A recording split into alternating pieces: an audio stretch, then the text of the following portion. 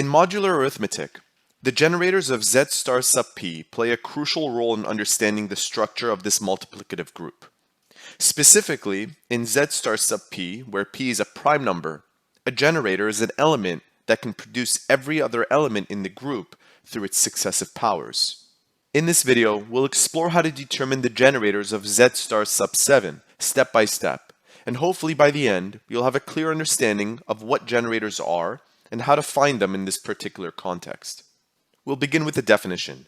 Let p be a prime number.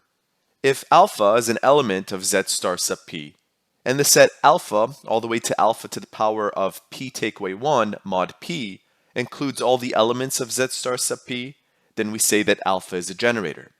So in case you're new to modular arithmetic and group theory, this double struct z means the set of all integers. When we place an asterisk next to it, we're only concerned about the non-zero integers.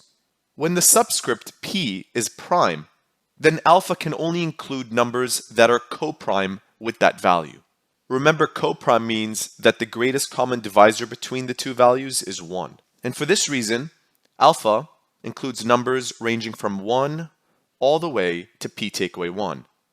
Notice how 0 and p are not elements of the group, since neither could ever be coprime with the value we choose for p.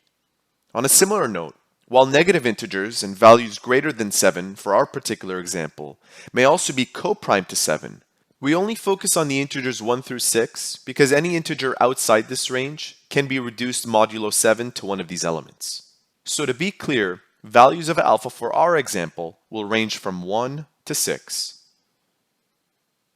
Let's start filling in this table. 1, 2, 3, 4, 5, 6. Now before we find the generators, we need to compute the successive powers of these numbers.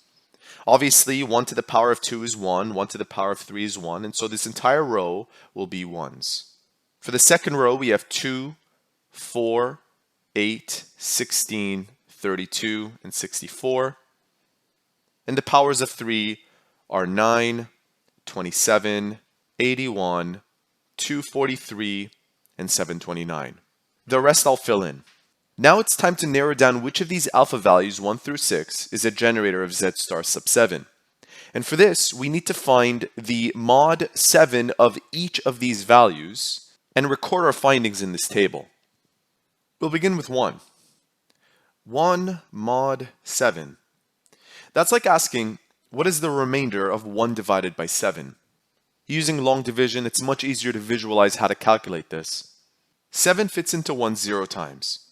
0 times 7 is 0, and we get a remainder of 1. Now, since the entire row consists of 1s, the entire row here will also be 1s. Take a good look at this first row. Because we don't have distinct values ranging from 1 through 6, an alpha value of 1 is not a generator of z star sub 7. Let's do this now for the next row found in this table.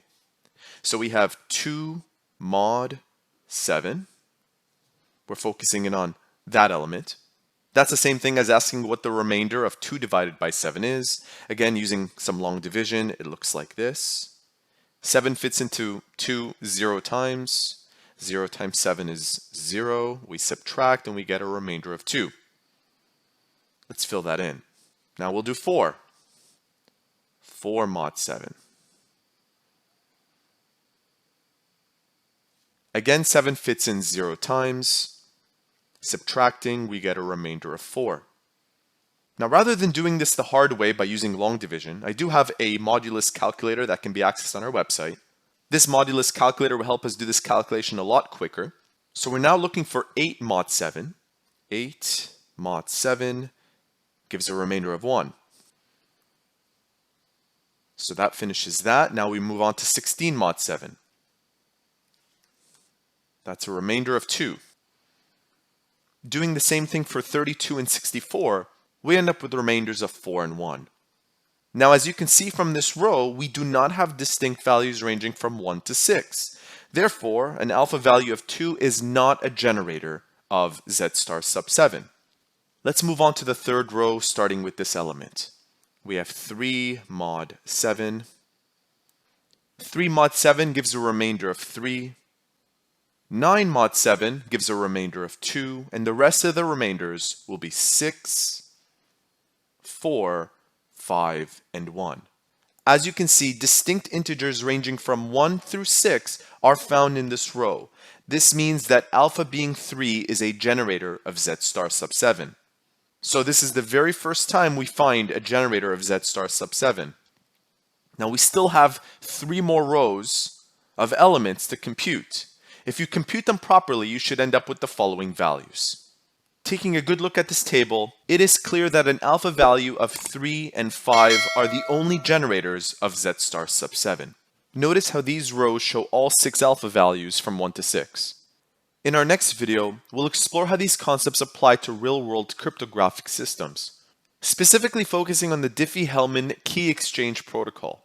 This protocol uses properties of generators to securely exchange encryption keys over an insecure channel. Thank you so much for watching. If you have any further questions, please leave them in the comment section below. Talk to you all later.